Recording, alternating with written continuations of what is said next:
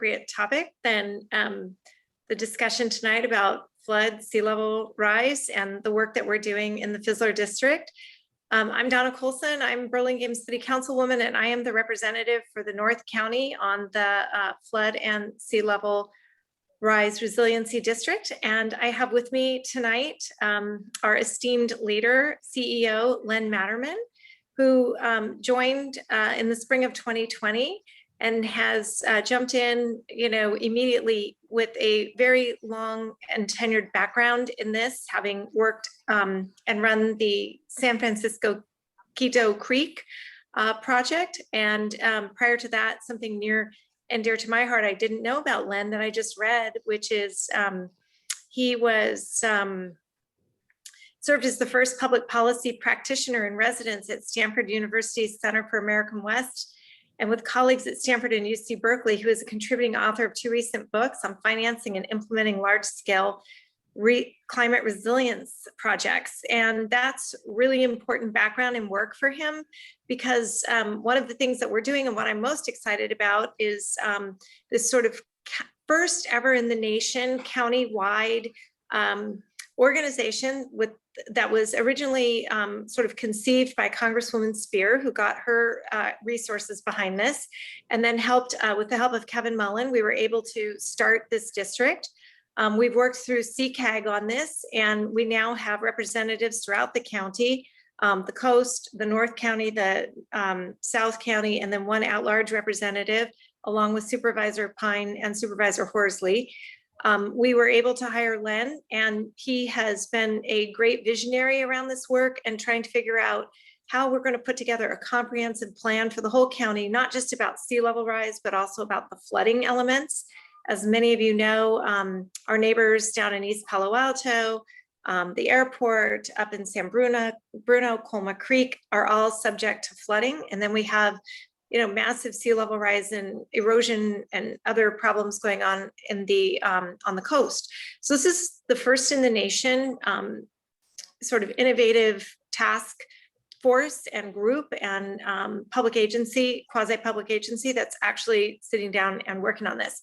And for our area, I'm really, really excited because we have been working on the potential to develop an MOU with Burlingame, Millbrae, and SFO, possibly even including parts of San Bruno, to put a comprehensive plan together for all of us to determine how we might protect our bayfront.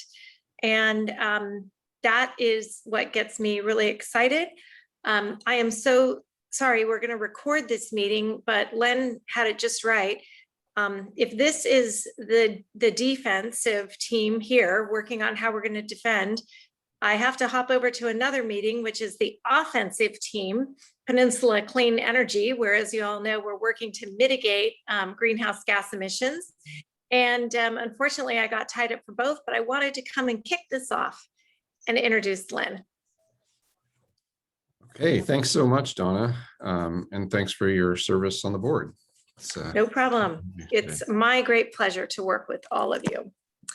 Well, thank you very much. And I'll check out, and Andrea, I look forward to the recording of the presentation. Bye, everyone. Bye, Donna. Okay, well, hello, everybody. As was mentioned, my name is Len Materman. I'm going to do a screen share. I have a bunch of slides to show, and then hopefully we could spend most of the hour having a conversation and answering questions. So I'll share my screen here. And hopefully you can see that. So happy Earth Day, April 22nd to everybody. The title of this is How Will Sea Level Rise Impact You?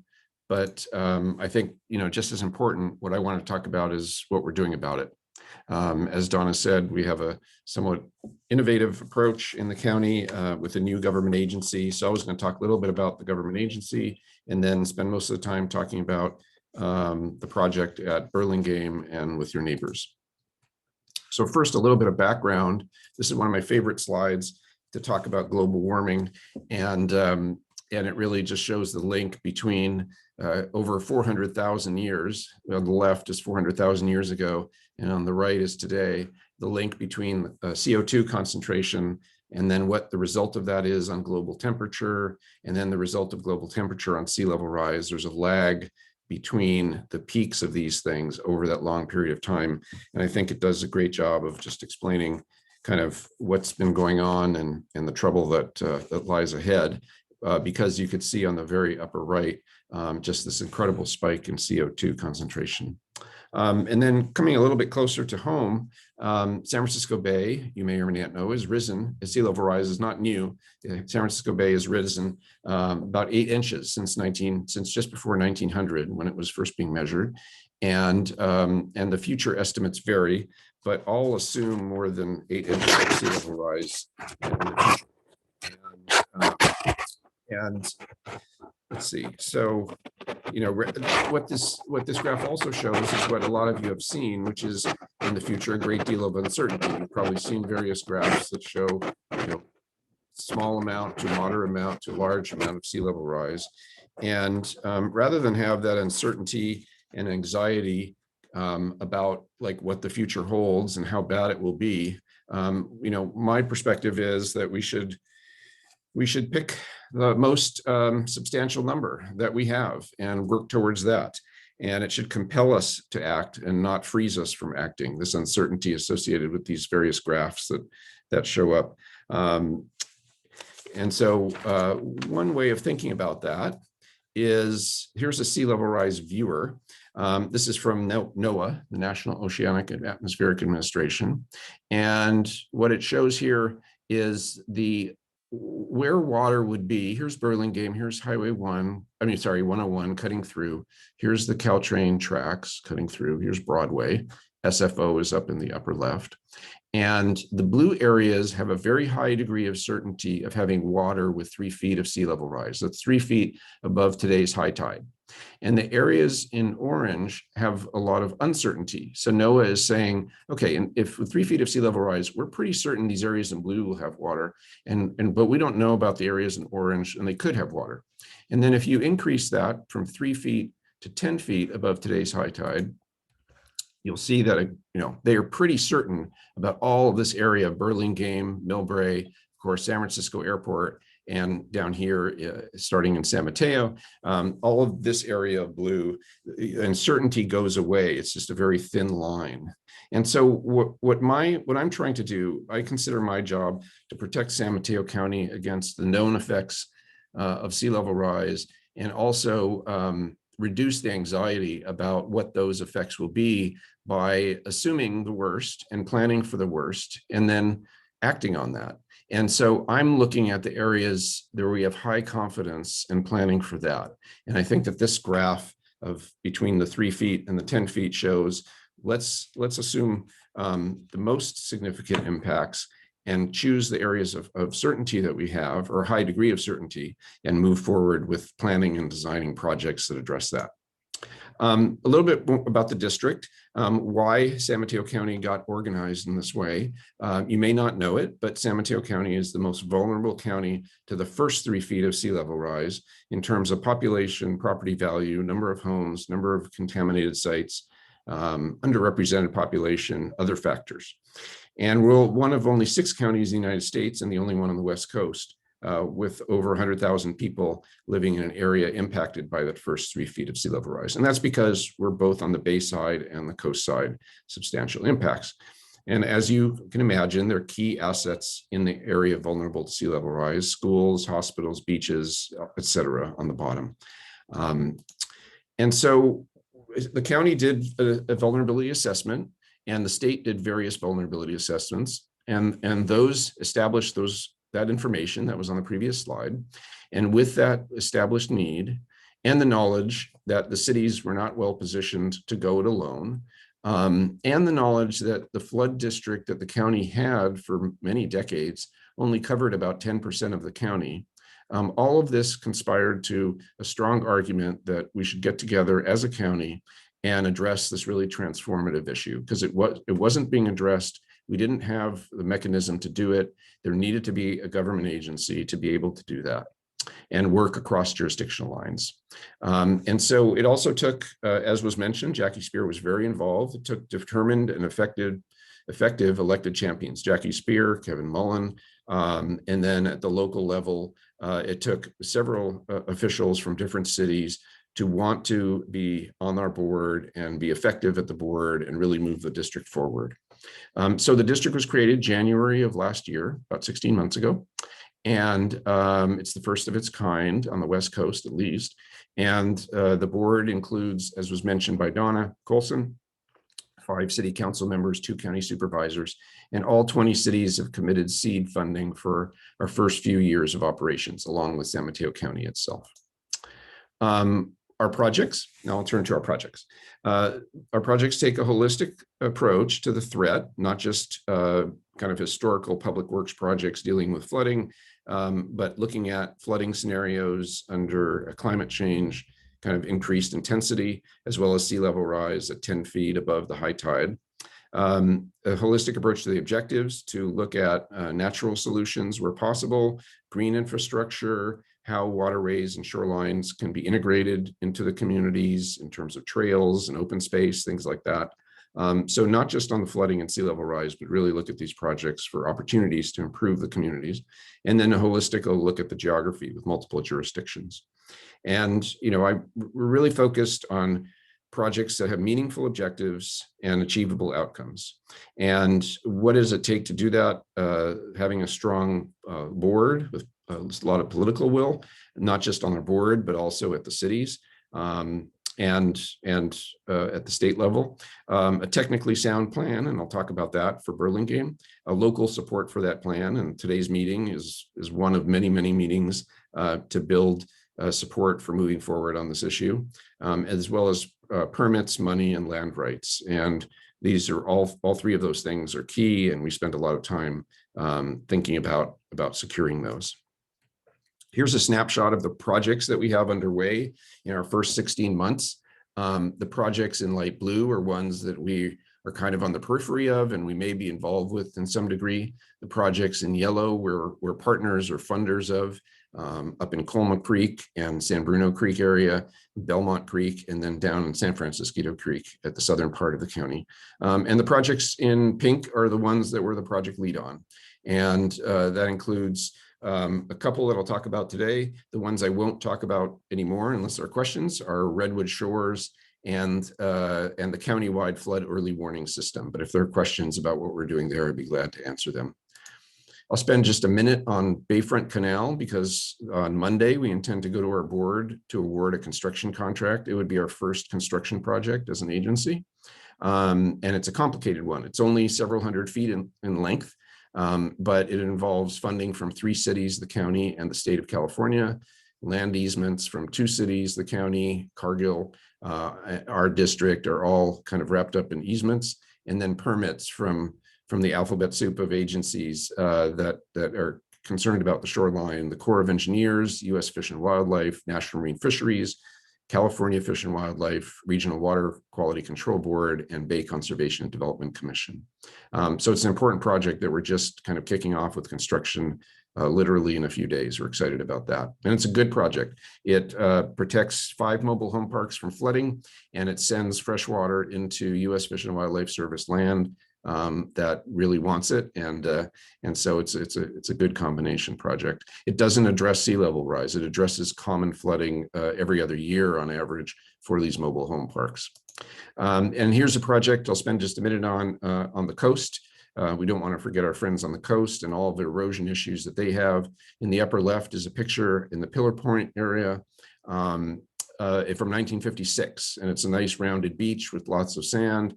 And the bottom right picture is from today, and it shows kind of the hodgepodge of different built infrastructure and the effects that has on the beaches and Highway 1 and on the harbor and on Princeton area. And so we're embarking on a project with the county and the harbor district and probably the state to look at kind of the long-term ways to address this issue, knowing that it's only going to get worse if nothing gets done. Okay, so now on to the Burlingame area. This is an image that shows San Francisco's Shoreline Protection Project. I just want to highlight at the very bottom, bottom right of the picture, you see it says option 1, tied to adjacent protection. And what that means is San Francisco, their project to protect the airport long-term, is saying that option 1 in that section of the airport, it's kind of southerly point, southwest point maybe, is their first option is to tie into adjacent protection at Millbrae and Burlingame. If that's not available, then option 2 is that light blue line along the entirety of the airport, because they do need to protect themselves from flooding that comes over Millbrae and over San Bruno and then enters the airport, let's say on the land side. And so what we're trying to do is not trying to do, what we are doing is pulling together a project which essentially is option 1 that ties into the airport. Fortunately, Burlingame in 2019, as you may know, December of 2019, put out a report that was called Sea Change Burlingame about sea level rise adaptation strategies for your city. And then a few months later, in April of 2020, the city of Millbrae put out a similar report. All of these reports, both of them plus SFO's work, acknowledges the need to work with their neighbors, but it didn't take it into account in real specific ways. And so when we first started, I was hired in May of last year, shortly after the Millbrae report came out. One of the first things we did was start talking to the cities to say, hey, it makes sense for there to be one project that really links, aligns your work. And so that's the result that we have today. So it's a regional project to build protection that's substantial, uniform, and aligns with neighbors. Those are the objectives. We're working with SFO and they are working with us on this, fortunately, so that the protection has common assumptions and objectives, technical information is shared, that land rights are shared. SFO owns land that we need for our project, and Millbrae has land that SFO needs. Mitigation environmental impacts are shared, as well as the costs. Here's an image that shows the FEMA flood map with sea level rise. Highway 101 cuts through the image here, and here is the train tracks. And here's an image that shows, the Marriott very close to the sea. Here's the airplane landing. The footprint of the project is 1.5 miles of shoreline and 1.5 miles of creeks. And the project ends at Airport Boulevard, where it crosses over from Broadway. And we really did that to make the project manageable, that these are the most susceptible reaches in Burlingame of the shoreline. And there is going to be a project to the south of here. But in order to kind of focus in on something that was achievable, we decided to take a look at this part of Burlingame initially. The next steps in this are to establish the relationship of the partners through an agreement. Right now, we have various letters of support. We have a grant that we're very hopeful about. We're likely to see it this year to enable us to move forward with collecting data, developing conceptual design, doing outreach, refining the alternatives that would go into an EIR, and developing a cost-benefit analysis. And as I said, work is anticipated to begin this year in the second half of the year. With a common objective, the two cities and the airport, well, there are many different reaches and they'll utilize different approaches. And some of these are listed here: levees, flood walls, sheet piles, tide gates, mud flats, eelgrass, etc., horizontal levees. And so, as I said, where possible, we'll use natural solutions, nature-based approaches. In some areas that won't be possible because of land availability or environmental constraints. One of the main ones is the fact that there are runways right next to some of this project areas, and SFO has very strong kind of guidelines about what they'll support in terms of areas that attract birds. Some of the nature-based solutions, this is from a report as shown on the left called an adaptation atlas. It came out in late 2019. And for this area, it really highlights some submerged vegetation known as eelgrass, and then options for beaches.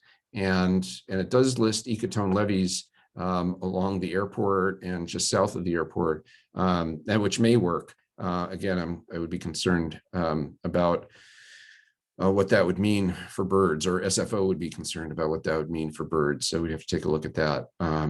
But regardless of SFO's requirements, I think there are things we can do both in the creeks and along the shoreline to improve their condition from today. There's no question about that. Recreation is an important part of these projects. I mentioned it before in terms of multi-benefit.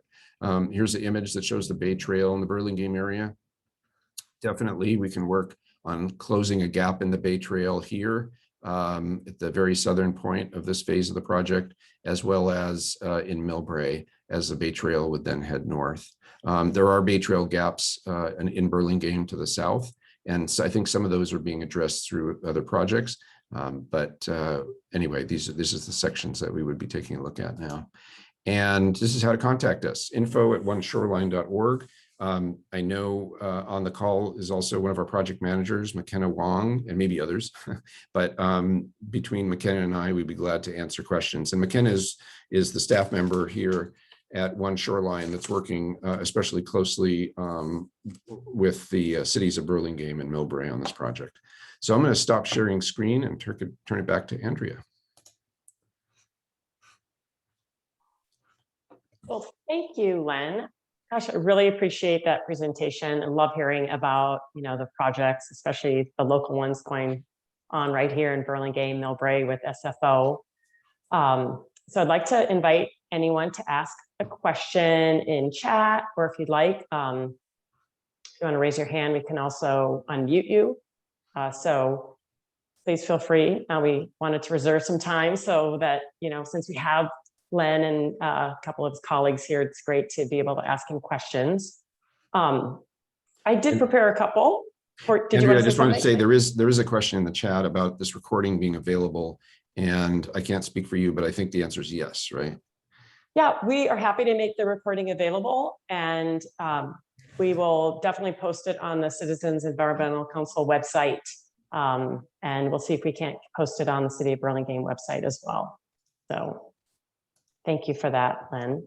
So I was, kind of just thinking about, some of the issues with developing these projects. And so one of the questions I had was like, given the Bayfront has so many different property owners, how does the district build levees, flood walls, sheet piles, and how do they work with private property owners? Will property owners be a part of the funding? Kind of how would that be set up? Yeah. Can you help elaborate on that, please? Sure. On the shoreline, private property is really the norm. There's a park there, of course, as you know, north of the Marriott. But other than that, we're looking at private property. So they have to be part of the solution.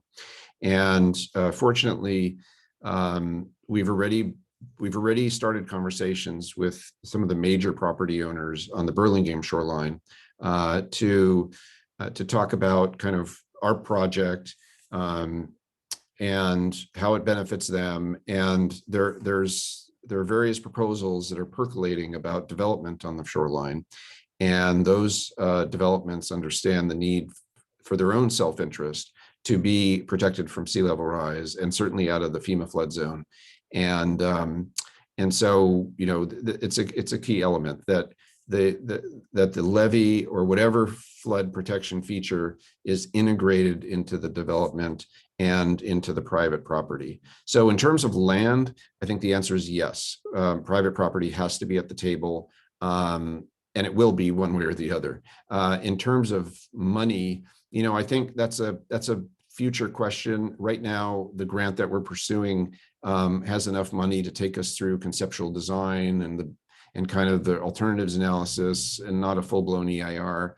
Hopefully we'll continue to have external funding that can take us through then a complete design and a final EIR and a final environmental impact statement on the federal level if that's needed, and to move forward. But at the end of the day, construction is expensive of these things, millions of dollars.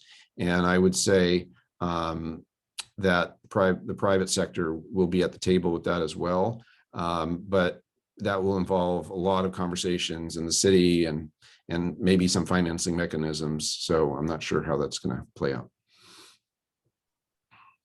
Great, thank you. See a couple of questions in the chat. Yeah, and I would just say, you know, as those development projects come forward, I think you all may want to kind of follow that, and that there are opportunities for the public to weigh in on how those projects can contribute to the city's addressing of this issue. And each project in and of itself, you know, is an island. And literally, if all they did was raise their building, they would be an island. And so what we want is not to create an island. We want to create a fabric of development sites that all feed into the common objectives for the city. And that is protecting everybody from sea level rise. And so each of those developments, the question I would think should be asked, how is this development part of the bigger picture of solving this problem? And we're certainly going to make the case to the city and to the developers. And so far, everyone's been very receptive to this case, but we're certainly going to make the case that every development on the shoreline needs to be part of the solution. Great, thank you. And I do recall there were some community meetings in 2019 to involve people to get their feedback. So great, we'll look forward to some of those in the future too. Okay, so we got a question from one of the participants. How long is it estimated to take for sea level to rise 3 feet? Yeah, you know, that's a good question. That gets back to the graph that I was showing with all these different scenarios. And, you know, honestly, a lot of people, I can't answer that question. No one can answer that question. And, you know, if I said it will take 15 years, or if I said it will take 45 years, what do we do with that information, right? And so what my focus is, and you hear that a lot. I'm not discounting that question or the fact that people talk about 2050, you know, it might be this or 2100 or whatever. I just have to say, as I'm trying to plan and design and build projects, my focus is not the time horizon, it's the amount of water that we're trying to protect from. And so we just have to pick a sea level and say, we're going to protect against that sea level. And we know that the seas are rising because, as the graph showed, they have been rising. It's not a new thing.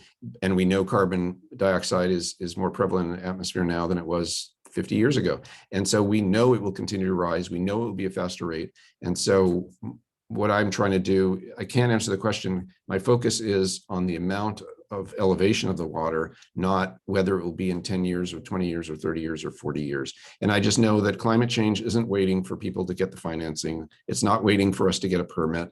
And so we have to be in the planning, design, and construction phase on these things as soon as possible.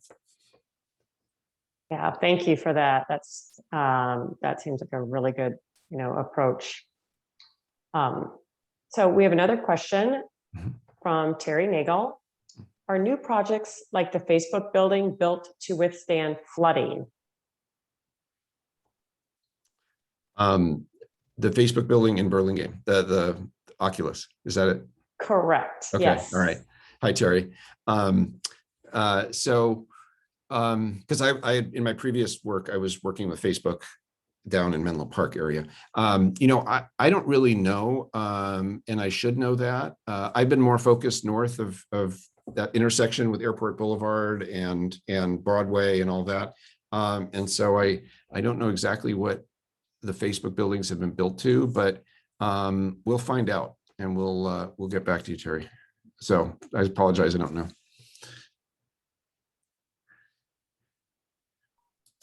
Okay, I am not seeing any other questions in the chat right now. I know Donna joined us. Thank you. Glad you're back.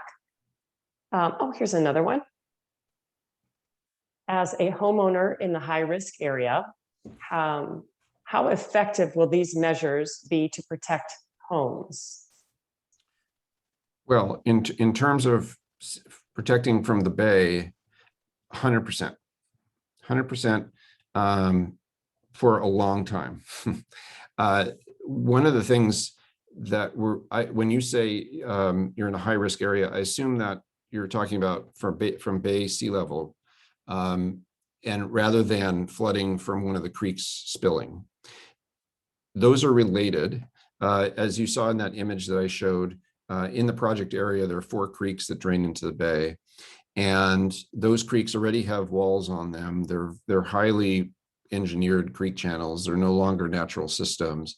And so as seas rise, as you can imagine, and those try to drain during major storms, it makes it more difficult for the water to drain. And so if you're near one of those creeks are more likely to spill over. And so that's why that picture showed those yellow lines going up past Highway 101 to the train tracks, because we view that as kind of the outer bounds of the effect of sea level rise within the creek channels. But it's a pretty substantial area, and it's also, critical that we address that. If all we did was the shoreline work, that wouldn't solve the problem. And so we do have to follow the channels up. But I think, if your home is in the high risk area, let's say within the area of blue, or you're east of the train tracks, after this project is built, in terms of water, that's not one that you'll have to worry about. There are other climate change impacts, but that's not one that you'll have to worry about. Thank you. Another question we have is, how do you prioritize the projects you select to work on? Yeah, that's a great question. And there's a lot of project need out there. I think we want ones, as I said before, we want ones that are meaningful, meaning there's room to build sea level rise protection so that people don't have to worry about that issue for a long time. We want ones that are achievable. Then achievable means a lot of things, but it has to have strong local support already. We're not going to dive in and propose something that we know is a non-starter with the local community. We want something where the district can add value. I mean, we're a small agency. We were just started, last January, a year ago, January, and we have a very limited staff right now. And we want to use that staff to its best of purposes, the highest purposes, to complement what the local effort is doing. And so what that usually means is we take a multi-jurisdictional need and layer a countywide agency onto the cities. It's really a coalition of the willing, where each city or each community or each neighborhood even has to say, we want this to happen, and we want to work with our neighbors to make it so. And our district is well positioned to bring together multiple jurisdictions, because all 20 cities are contributing to us, as I mentioned earlier, and so they all have a stake in our success. And we don't have land use authority. We're not coming in and saying, we're going to build this, whatever you think. It's really just a question of, where can we add value on something that's meaningful, multi-jurisdictional, and achievable.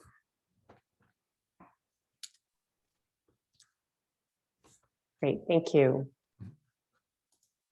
Okay, there's a few more questions here. Good. Is there any risk of groundwater levels rising as sea levels rise? Definitely so. And the whole issue of groundwater and subsidence along the bay is a really big problem. It has been over decades. And right now it's a big issue, as you may know, in the Central Valley. But on the bay, historically, it's been a big problem too, especially down in the south part of the bay. So when we evaluate and eventually design a project, that's something that we would take into account, is what is the influence of seawater and groundwater? What are the opportunities to reduce the intrusion into groundwater? Because then once you start messing with groundwater, you start dealing with one of the other climate change issues, which could be a major issue as well for California, and that's drought, right? And as a region on the peninsula, I think we have to kind of start thinking about whether groundwater is part of that solution, and how do we recharge our groundwater successfully, so that makes us more resistant to drought. And certainly if the bay intrudes into our groundwater, especially, I mean, it's not going to go all the way up in the hills, but even in the flat areas, that's going to impact that resource for us. Yeah, very interesting points. Yeah. Do you know if Caltrain is also planning for sea level rise? They are, and we don't really, I mean, Caltrain is, I think, as you know, they've been recently pretty focused on their future because they have more immediate concerns about ridership and financing. And then electrification is their biggest project. So I don't know that this is their top priority. I do know that this is on their radar.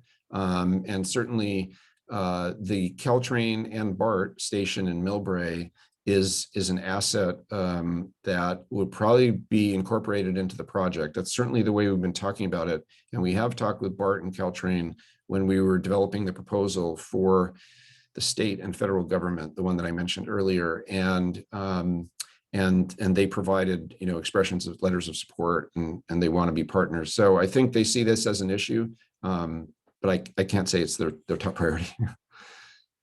Yeah, I'm sure they're, yeah, with the ridership, like you said, and I know they're electrifying. So hopefully they do have this though as something that they're close on their radar.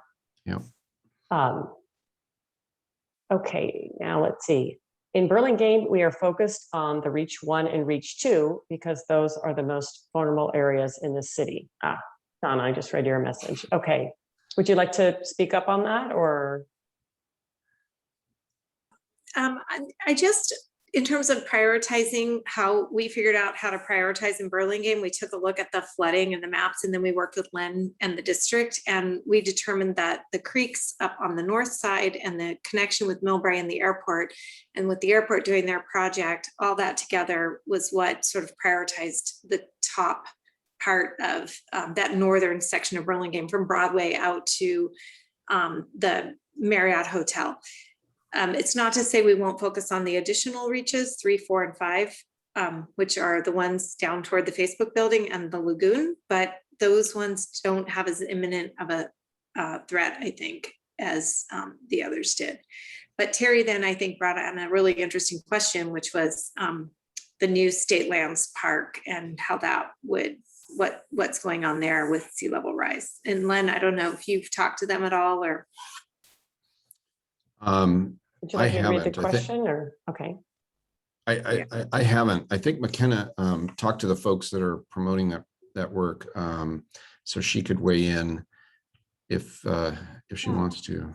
Yeah, I had a meeting with the folks that are working on it, and we're definitely tracking each other's work. It is south. That project is south of Broadway, so it's not currently scoped into the current geographic scope for the work that we're looking to get funded with the current grant, but we're definitely in touch.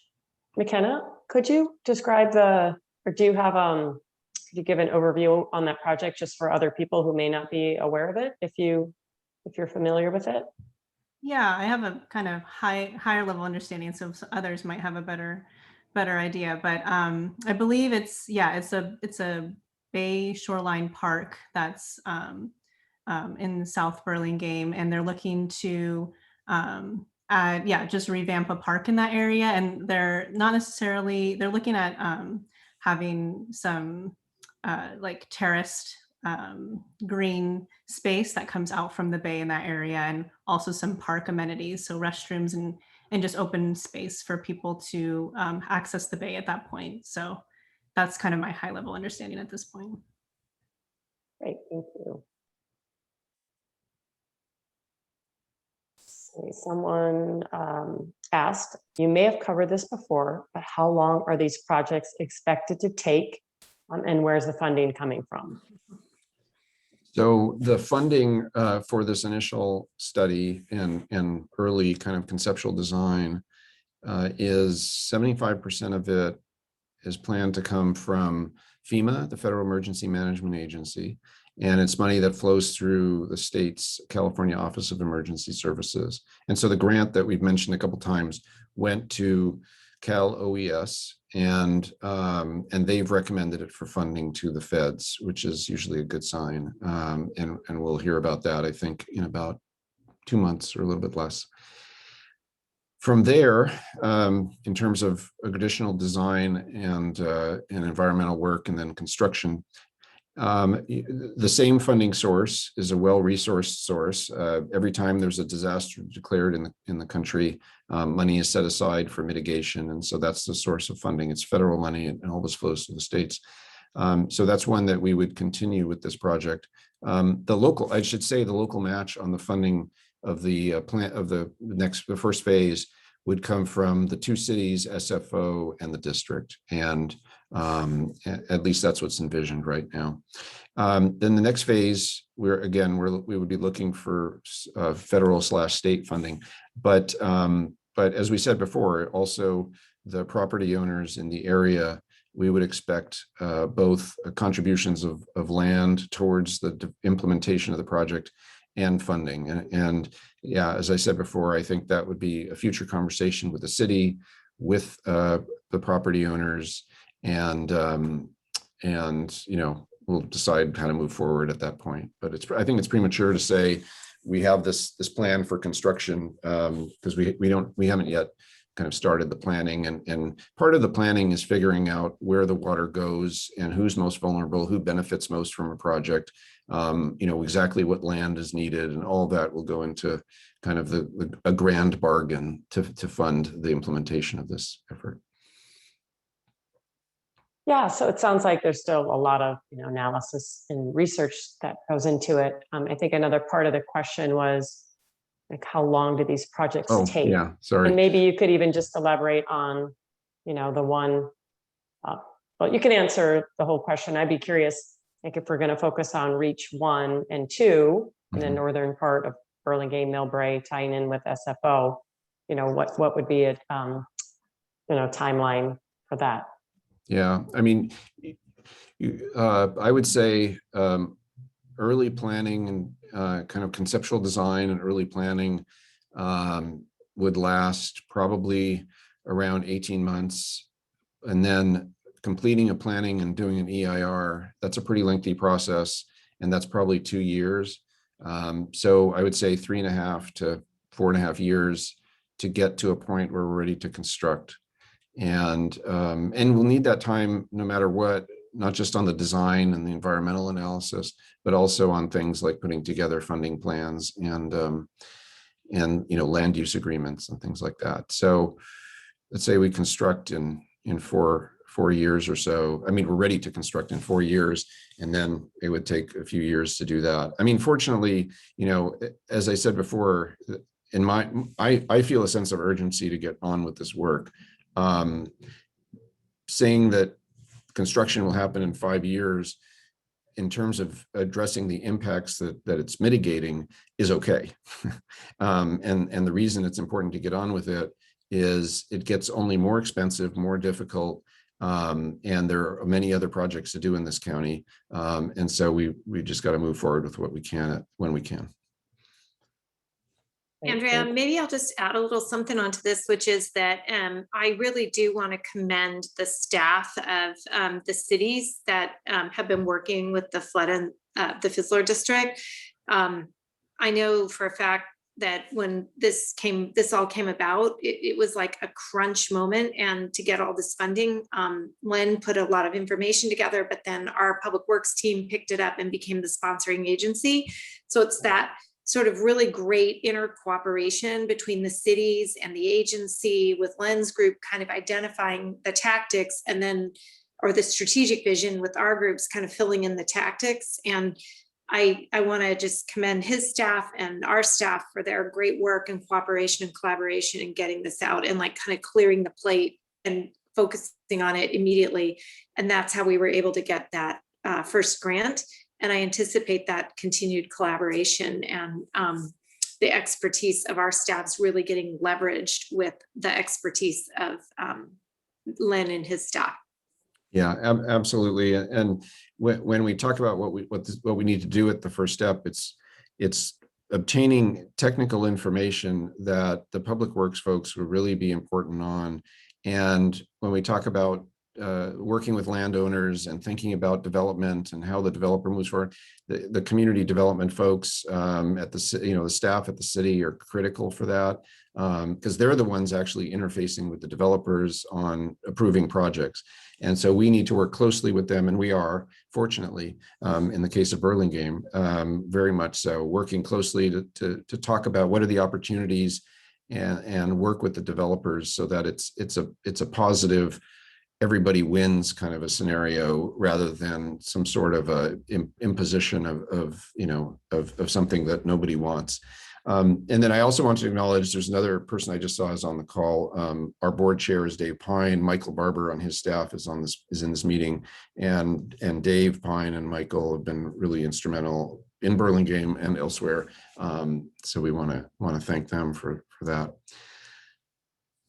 Yeah, I also would like to thank our Supervisor Pine and our council members and our staff for that vision and really charging forward on this. And Len, I really appreciate your sense of urgency. I've heard you say that a couple times, and I think that's what we need. We don't want to wait until we don't want to wait for things to happen. We really want to take action now. So I really appreciate you saying that.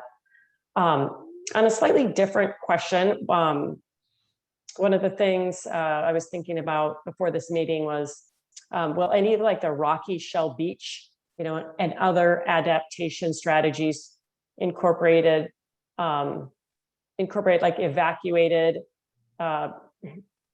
soil from other projects? So what I'm trying to say is can dirt and from Coyote Point or other projects be used, in our efforts? Yeah. I mean, the sediment is you don't really appreciate it until you're running a project. And I was running a large project on the shoreline down in East Palo Alto,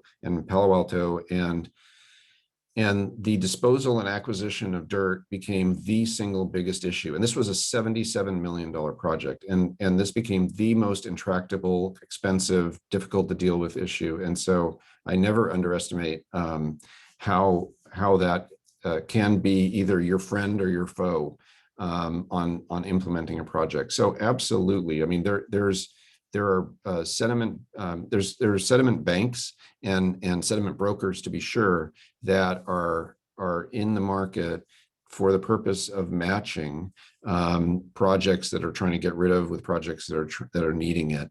And for our Burlingame work, it's too early to really engage in that. They really don't want to engage until maybe a few months before you actually need it. And then it has to all be tested, and you have to figure out, okay, what does it cost to move and who pays and that whole bit. But it's a huge issue. And if there are opportunities nearby, that's golden, especially if they're on the bay. And they don't, a lot of times the bay mud or the bay sediment, if it's not toxic, and a lot of times on the bay it is toxic because of what we did to the bay for the past, for the last half of the 20th century. But if it's not toxic, it can be pretty successfully reused in projects along the bay. So it's a great question. I don't have a lot of details on that yet, but as the project moves forward, it will be a key driver on cost and constructability.